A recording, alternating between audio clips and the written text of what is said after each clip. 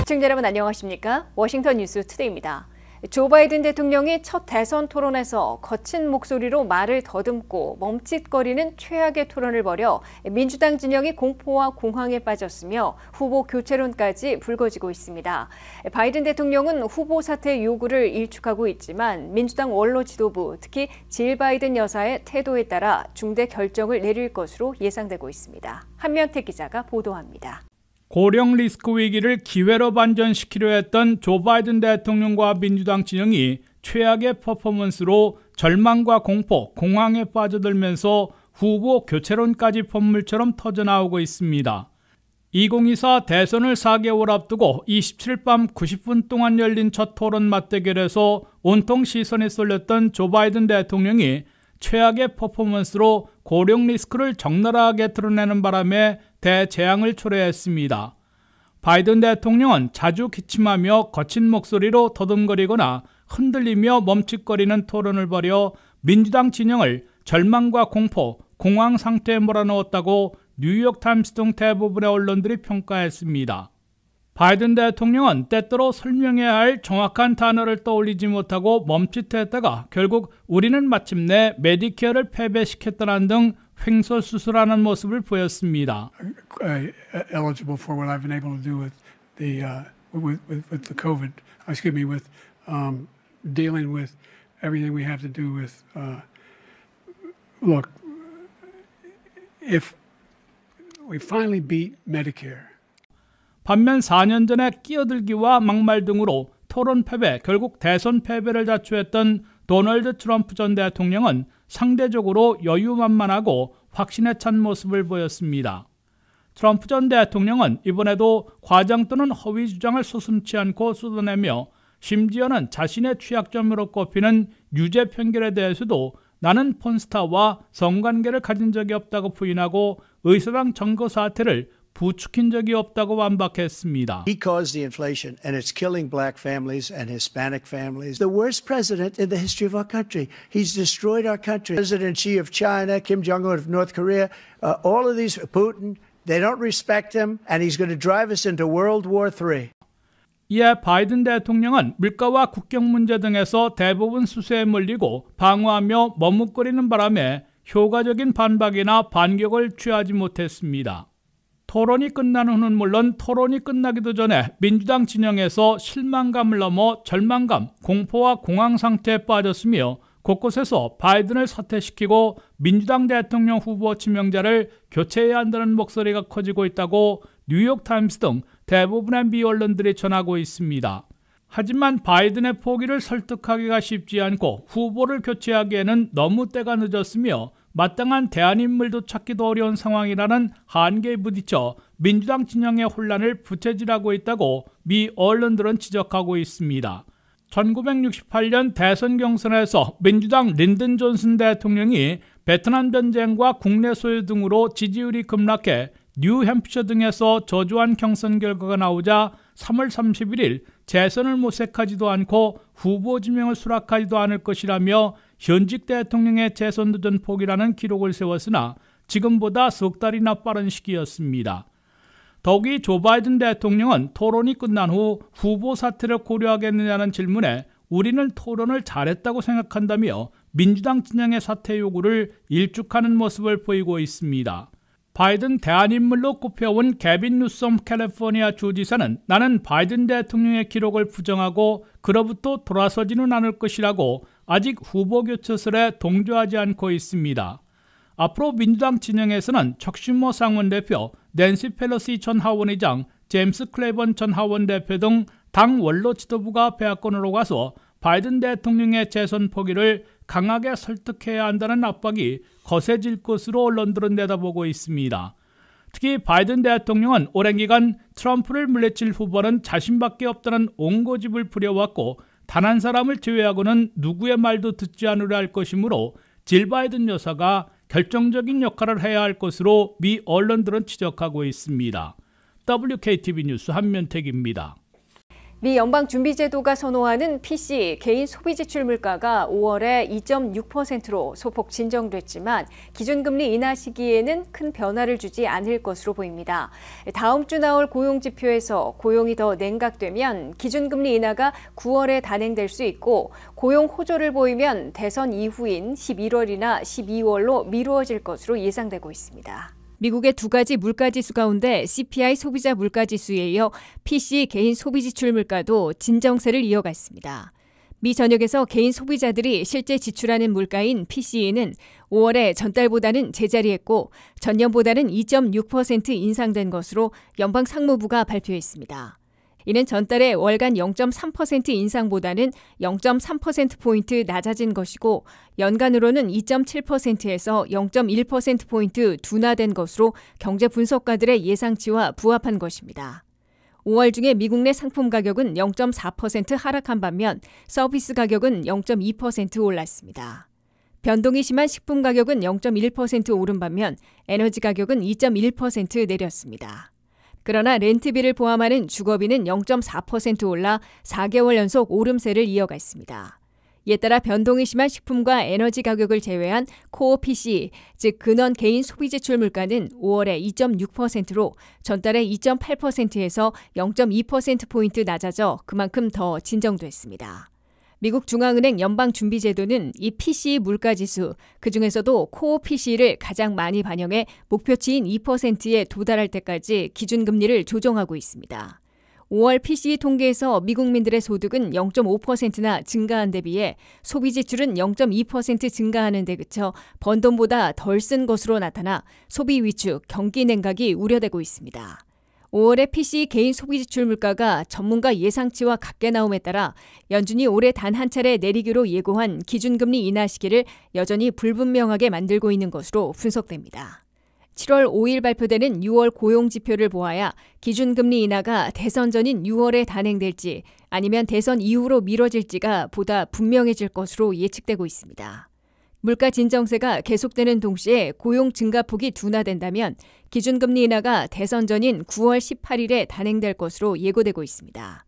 9월 18일에 기준금리 인하가 단행된다면 올해 단 한 번 인하에서 두 번으로 다시 늘어날 여지도 생길 것으로 보입니다.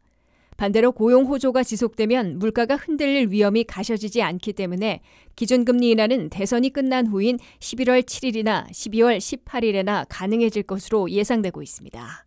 미국민들이 매일 사야 하는 식료품 10여 가지의 장바구니 물가가 팬데믹 직전보다 30% 내지 100%나 올라 있어 서민들의 고물가 고통이 가셔지지 않고 있는 것으로 보입니다. 계란 한 판은 5년간 무려 98%나 급등해 있고 오렌지 주스 71%, 식빵과 쿠키 53%, 드링크류와 커피는 45%, 간 쇠고기와 닭가슴살은 35%씩 올라 있으며 렌트비와 유틸리티 등 주거비도 한 번 오른 후 좀처럼 내려가지 않고 있습니다. 김미연 기자의 보도입니다. 정부 당국이 물가 진정을 발표해도 미국 서민들의 대다수는 체감하지 못한 채 고물가 고통을 하소연하고 있습니다. 이는 정부 물가와 체감 물가가 큰 격차를 보이고 있기 때문입니다. 특히 미국민들이 그로서리 스토어에서 거의 매일 사야 하는 식료품 가격은 팬데믹 직전에 비해 아직도 최소 30%, 많게는 100%나 급등해 있어 이른바 장바구니 물가가 여전히 무겁기 때문으로 해석됩니다. 여기에 집값 상승 못지않게 한 번 오르면 좀처럼 내리지 않는 렌트비와 전기, 천연가스 등 유틸리티 비용도 팬데믹 직전에 비해 상당히 올라 있습니다. CBS 뉴스가 팬데믹 직전인 2019년과 올해인 2024년의 식료품 가격을 비교한 결과 미국 서민들이 거의 매일 사야 하는 10여 가지의 식료품 가격이 30% 내지 100%나 급등해 있는 것으로 나타났습니다. 계란 한 판 가격은 2019년 1달러 36센트였으나 현재는 2달러 70센트로 무려 98%나 급등해 있습니다. 냉동 오렌지 주스는 2달러 45센트에서 4달러 19센트로 71%나 올라 있습니다. 식빵은 1달러 29센트에서 1달러 97센트로 5년간 53% 인상됐습니다. 쿠키도 3달러 35센트에서 5달러 12센트로 53% 올랐습니다. 8온스짜리 요거트는 1달러 11센트에서 1달러 66센트로 49% 인상됐습니다. 커피는 파운드당 4달러 17센트에서 5달러 19센트로 44% 인상됐습니다. 간 쇠고기는 파운드당 3달러 82센트에서 5달러 15센트로 35% 올랐습니다. 닭가슴살은 파운드당 3달러 9센트에서 4달러 12센트로 33% 올라 있습니다. 이와 함께 미국민들이 반드시 사야 하는 휘발유 값은 갤런당 2019년 2달러 90센트였으나 현재는 3달러 76센트로 29% 오른 수준입니다. 지난 5년간 전기료도 29%, 천연가스는 32% 오른 것으로 나타났습니다.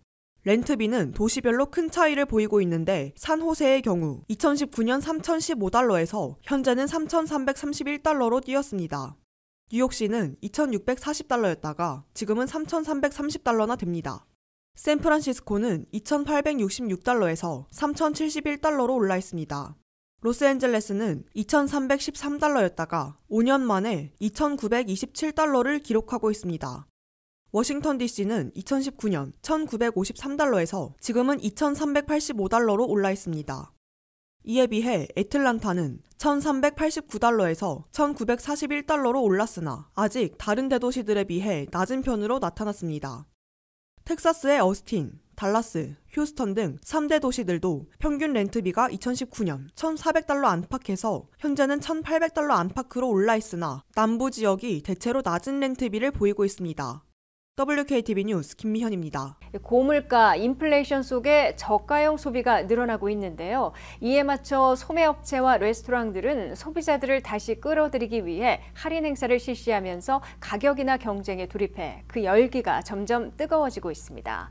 가격에 민감해진 소비자들은 더 저렴한 상품을 선택하면서 저가형 소비에 가속도가 붙고 있는데요. 업체별 할인 행사를 알아봤습니다. 뱅크 오브 아메리카 통계에 따르면 올 4월 식료품 가격은 2020년 1월 수준에 비해 거의 30% 상승했습니다. 보고서에 따르면 소비자들은 고물가로 식료품, 주택, 보험, 자동차에 들어가는 비용이 상승하자 이를 상쇄하기 위해 저가형 제품을 찾고 있습니다. 이같이 저가형 제품을 찾고 있는 소비자들을 잡기 위해 월마트, 타겟, 월그린, 알디, 그리고 아키아에서는 가격 인하를 시작했습니다. 맥도날드, 버거킹, 스타벅스는 저렴한 새 상품을 출시하고 가격 인하에 나섰습니다. 하지만 달러트리는 가격을 인상하고 새로운 아이템을 추가해왔습니다. 2021년에 기본 가격을 1달러 25센트로 인상했으며 작년 6월에는 5달러에서 7달러 상한선을 추가했습니다. 아마존은 오는 7월 17일과 17일 프라임데이 세일 행사를 발표해놓고 있습니다. 이는 여름 휴가철에 다소 떨어질 수 있는 판매율을 끌어올리기 위해 소비자들의 관심을 돌리기 위한 연례 행사로 보입니다. 아마존은 한여름에 실시되는 프라임데이 세일로 계약 쇼핑 시즌을 알리며 얼리버드 할인을 찾는 소비자들을 공략하고 있으며 이를 찾는 소비자들은 계속 늘고 있는 추세입니다. 월마트는 7월 8일부터 11일까지 자체적으로 월마트 딜스라는 7월 세일을 실시합니다. 일주일간 진행되는 회원 전용 6월 세일에 이어 진행되는 것입니다. 타겟의 서클 위크는 7월 7일부터 13일 다시 시작됩니다. 시즌 최대 세일 행사로 최대 50% 할인된 가격으로 제품을 구입할 수 있습니다. 베스트바이는 블랙 프라이데이 세일을 7월 15일에서 17일 사이 실시키로 했습니다. TV, 노트북, 게임, 콘솔 등을 구매할 때 비용을 절감할 수 있습니다. 아마존은 프라임 멤버십 비용으로 연 139달러 또는 월 14달러 99센트를 지불하면 빠른 무료 배송 등의 혜택을 제공하고 있습니다. 월마트의 멤버십은 연 98달러 또는 월 12달러 95센트이며 35달러 이상 주문 시 무료 당일 배송과 무료 패러마운트 플러스 그리고 주요 할인과 같은 기타 혜택을 주고 있습니다. 타겟의 멤버십은 연 99달러이지만 타겟 서클 카드 소지자와 이전 레드카드 소지자 그리고 타겟 서클 위크 동안에는 49달러에 가입할 수 있습니다. 맥도널드는 5달러 밀 세트를 선보이며 햄버거나 샌드위치 세트 메뉴를 즐길 수 있게 하고 있습니다. 버거킹 역시 5달러로 식사할 수 있는 5달러 유어웨이 밀을 출시했습니다. 스타벅스는 5월부터 반값 할인과 음료 1+1 구매 등 코로나19 이후 거의 없었던 할인 행사를 실시하고 있습니다. 파파이스는 뼈 없는 닭날개를 메뉴에 추가하고 7월 14일까지 앱이나 웹사이트에서 10달러 구매 시 뼈 없는 닭날개 6개를 무료로 제공하는 프로모션을 시작했습니다. 타코벨도 55달러 할인된 가격인 7달러에 밀 세트를 제공하며 할인 대열에 합류하고 있습니다. 미국에서 전기차 가격이 새차와 중고차에서 모두 하락하고 있어 휘발유차 가격과의 차이가 크게 좁혀지고 있습니다. 전기차에 대한 미국민들의 관심이 줄어들면서 판매가 부진해지자 전기차 가격을 계속 내리고 있어 세제 혜택까지 적용하면 휘발유차와의 가격 격차가 거의 없어지고 있는 것으로 나타났습니다. 류령아 기자가 보도합니다. 미국에서 전기차와 휘발유차 가격 차이가 거의 사라지고 있어 전기차 붐이 되살아날지 주목되고 있습니다. 미국 내 전기차 가격은 지속적으로 하락하고 있습니다. 새 전기차의 평균 가격은 5월에 56,648달러로 집계됐습니다. 이는 2년 전 65,000달러보다 15%나 하락한 것입니다. 더욱이 중고 전기차의 경우 평균 가격이 28,767달러로 나타나 하락폭이 훨씬 더 큰 것으로 나타났습니다. 중고 전기차 가격은 지난해 4783달러였기 때문에 1년 만에 무려 42%나 급락한 것입니다. 전기차 인기가 시들해지면서 판매 부진을 겪고 있는 자동차 제조사들과 딜러십들이 가격 인하, 할인 판매를 하고 있기 때문으로 해석됩니다. 자동차 딜러십마다 재고량을 보면 전기차는 평균 117대나 있어 45일치의 공급량을 보유하고 있습니다. 이에 비해 휘발유차는 78대, 순수 전기차보다 인기 있는 하이브리드는 54대를 준비해 놓고 있습니다. 미국 성인들의 18%만 다음 차량으로 전기차를 살 계획이라고 밝히고 있어 지난해의 23%에서 하락한 것으로 조사됐습니다. 이 같은 전기차 판매 부진과 가격 인하로 휘발유차 가격과의 차이가 갈수록 사라지고 있습니다. 현재 휘발유 새 차의 평균 가격은 45,000달러로 나타나 새 전기차의 56,648달러보다는 훨씬 낮은 편입니다. 그러나 새 전기차를 사면 받는 7,500달러의 텍스 크레딧을 적용하면 49,000달러로 휘발유차 가격과의 차이가 불과 4,000달러로 좁혀집니다. 여기에 판매 부진을 탈피하기 위해 새 전기차에 대한 파격 할인이나 인센티브들을 받으면 4,000달러의 차이도 없어질 것으로 보입니다.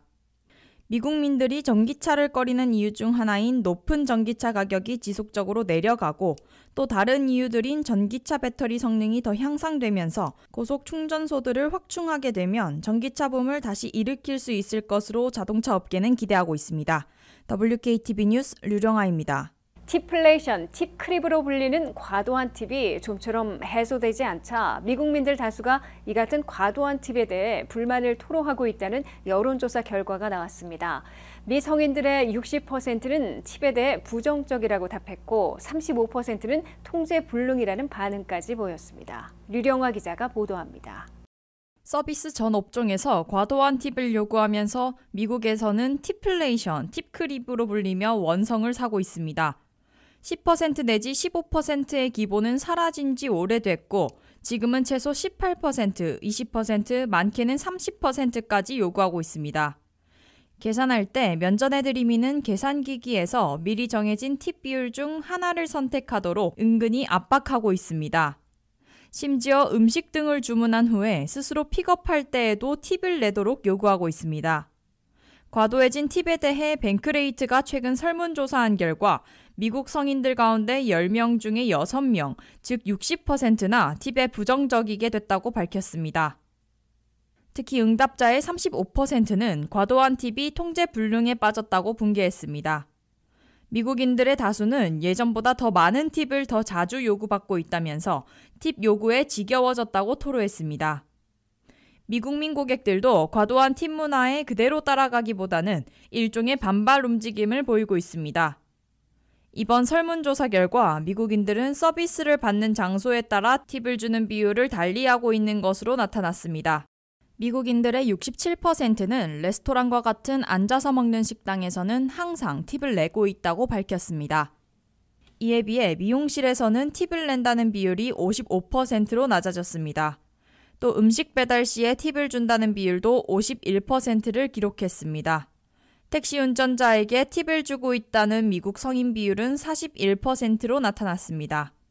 반면 호텔 청소부에게 팁을 준다는 비율은 22%에 그쳤습니다. 가구나 가전제품 배달 시에 팁을 준다는 비율은 15%, 음식을 스스로 픽업하는 테이크아웃 시에는 11%, 홈 수리 시에는 10%만 팁을 주고 있다고 대답했습니다. WKTV 뉴스 류령아입니다. 바이든 행정부가 7월 1일부터 학자 유용자금의 월 상환금을 절반으로 낮춰주려던 세이브 플랜이 발효를 불과 일주일 앞두고 연방 법원들에 의해 전격 제동이 걸렸습니다. 이에 따라 본안 판결이 나올 때까지는 수백만 명의 미국인들이 월 상환금을 절반 이하로 낮출 수 없게 됐으며 또 다른 탕감 조치도 일단 중지됐습니다. 김미연 기자가 보도합니다. 바이든 행정부의 새 학자융자금 상환 세이브 플랜이 연방 법원들에 의해 전격 가동을 멈췄습니다. 캔사스와 미주리주에 있는 두 곳의 연방지법은 7월 1일부터 발효시키려던 바이든 행정부의 새 학자융자금 상환 세이브 플랜의 시행을 일시 중지시켰습니다. 이들 연방지법들은 공화당 두 정부들의 소송에 손을 들어주면서 연방정부가 연방대법원에 대규모 탕감 조치 폐기 판결 후 새로운 탕감안을 찾기 위해 권한을 넘어서는 과도한 방안을 제시했다며 본안 판결 시까지 일단 발효 시행을 중지시키는 가처분 판결을 내렸습니다. 이에 대해 바이든 행정부는 30년 이상 고등교육법에 근거해 소득 기반 학자융자금 상환 플랜을 시행해 왔는데 공화당 진영과 특수이익 집단들은 수백만 미국인들의 학비 부담을 덜어주지 못하도록 가로막고 있다고 비난하면서 끝까지 법적 투쟁을 계속하겠다고 다짐했습니다. 그럼에도 이번 결정으로 바이든 행정부는 7월 1일부터 시행하려던 세이브 플랜에 따른 학자융자금 월 상환액의 절반 축소를 적용할 수 없게 됐습니다. 바이든 행정부는 지난 1년 동안 세이브 플랜에 가입한 800만 명 이상에 대해 매달 쓸 수 있는 재량소득에서 5%까지만 학자융자금 월 상환액으로 내도록 지원할 계획이었습니다. 현재는 10%이므로 5%로 낮아지면 매달 소득에서 학자융자금으로 내야 하는 월 상환액이 절반 이하로 줄어들게 됩니다. 더욱이 연소득이 32,800달러 이하이면 매달 상환액이 제로로 나와 한 푼도 납부하지 않아도 연체로 분류되지 않습니다. 바이든 행정부는 월 상환액을 낮춰주고 탕감 대상자들을 통합 관리하기 위해 개설한 새로운 세이브 플랜에 현재까지 800만 명이나 가입했으며 그중에 절반을 넘는 450만 명은 월 상환액이 제로이고 또 다른 100만 명은 100달러 이하인 것으로 연방교육부가 밝혔습니다. 바이든 행정부는 7월 1일부터 월 상환액을 절반 이하로 줄여주는 조치를 발효 시행할 계획이었으나 불과 일주일 앞두고 공화당 진영의 소송을 다룬 연방 지방 법원들에 의해 일단 제동이 걸린 것입니다. 바이든 행정부는 이번 판결로 지금까지 탕감해준 조치들은 그대로 유효하지만 앞으로는 본안 판결이 나올 때까지는 새로운 탕감 조치를 시행할 수 없게 됩니다. 바이든 행정부는 지난해 6월 연방대법원 판결 이후 갖가지 개별 탕감 조치를 단행해 현재까지 475만 명에게 학자융자금빚 1,670억 달러를 탕감시켜준 것으로 밝혀졌습니다. 이는 전체 학자융자금 빚을 지고 있는 미국인들의 10%에 해당되고 있습니다. WKTV 뉴스 김미현입니다. 미국의 공중보건을 진두지휘하고 있는 해군 부제독 중장인 공중보건국장이 총기 폭력을 공중보건 이슈로 선포했습니다. 성공을 거둔 금연과 안전벨트 매기와 같은 범국민 운동으로 총기 폭력 축소와 방지 작전에 나선 건데요. 당파를 떠나 범국민 운동으로 전개되면 미국의 흡연율이 44%에서 12%로 안전벨트 착용률은 11%에서 92%까지 높아진 것처럼 총기 폭력 축소나 방지에서도 효과를 거둘 수 있을지 주목되고 있습니다. 류령아 기자가 보도합니다. 미국의 공중보건을 군사작전하듯이 진두지휘하고 있는 US 서전 제너럴이 통제불능에 빠진 총기 폭력을 공중보건 이슈로 선포하고 총기 폭력 사상자를 줄이고 방지하는 데 해법을 찾기 위한 힘겨운 작전에 돌입했습니다. 인도계 의사 출신인 비백 머시 연방 공중보건국장은 25일 39쪽의 문건을 발표하며 총기 폭력을 공중보건 이슈로 선포했습니다. 비백 머시 국장은 미국에서 총기 폭력은 가장 많은 사상자의 요인으로 꼽히고 있으나 분열적이고 정치적인 이슈가 돼버려 해결책을 찾지 못하고 있다면서 이를 공중보건 이슈로 바라보면 당파를 떠나 다 함께 해법을 찾을 수 있을 것이라고 강조했습니다.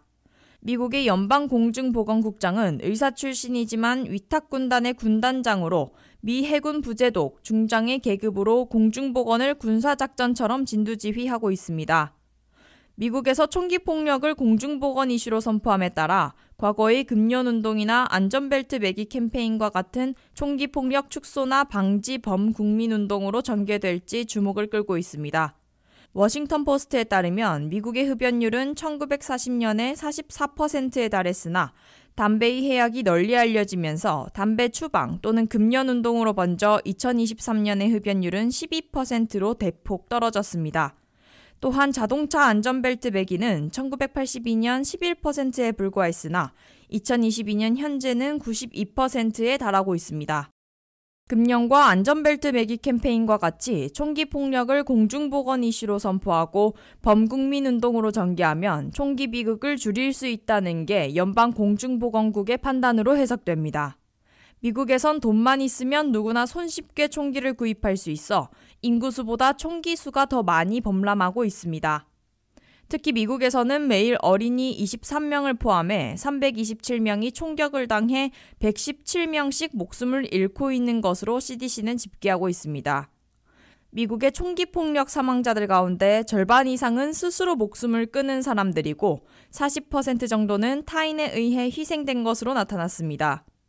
미국의 총기 폭력 사망자들은 28개의 다른 선진국들에 비해 11.4배나 높은 것으로 단연 1위의 오명을 쓰고 있습니다. WKTV 뉴스 류령아입니다.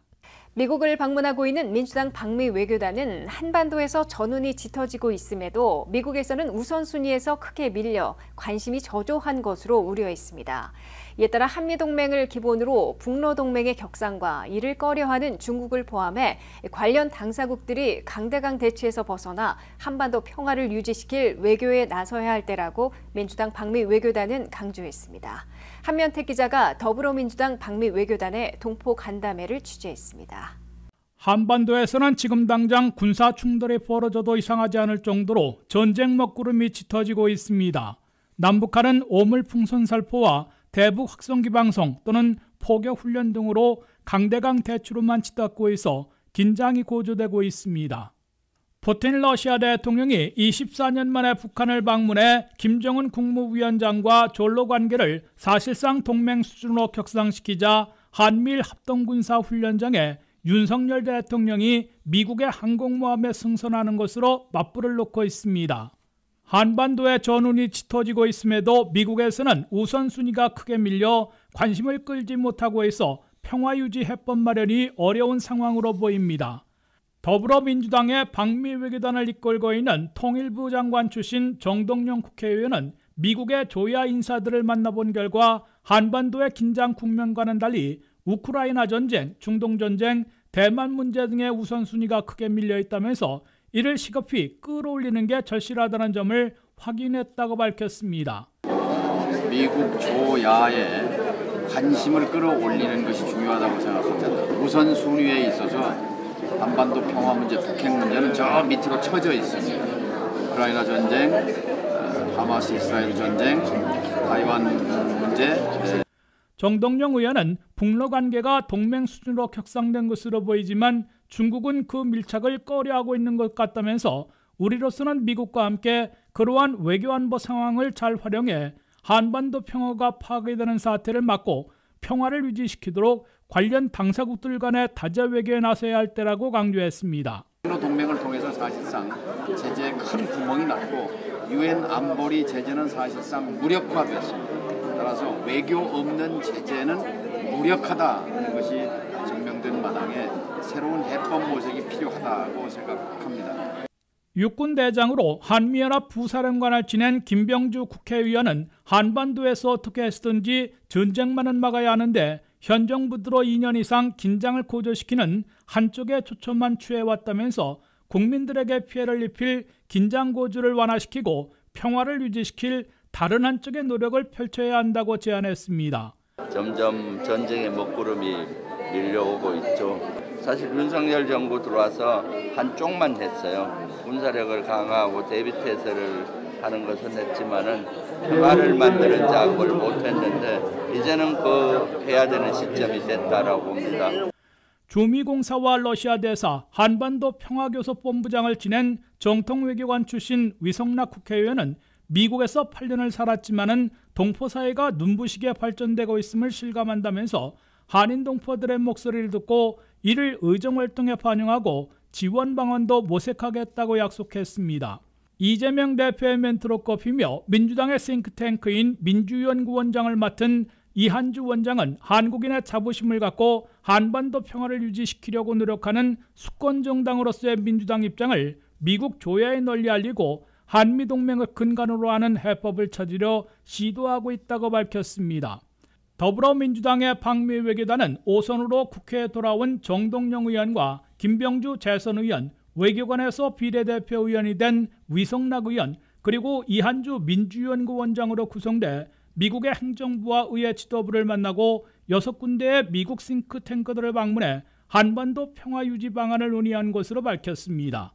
WKTV 뉴스 한면택입니다.